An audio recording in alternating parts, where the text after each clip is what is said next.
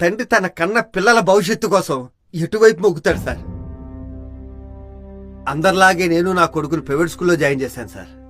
Join చేసిన మరు క్షణం నుంచి ఏబిసిడీలు ఏసీ రూముల్లో చెబుతున్నామని లక్షలు అడుగుతున్నారు సార్.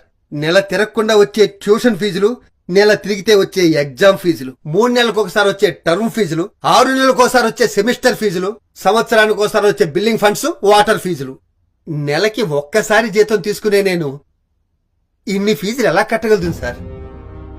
దీనికి తోడు యూనిఫామ్లు, టైలు, షూలు, టెక్స్ట్ బుక్లు, నోట్ బుక్లు, గైడ్లు, బ్యాగులు.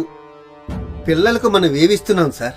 బరువులు మోయలేని వయసులు వాళ్ళవి, ఆ బాధ్యతలు మోయలేని బతుకులు మావి. 50 రూపాయలు ఖరీదు చేసే కిలో బియ్యాన్ని రూపాయికి అందిస్తున్నారు సార్. Hats off sir.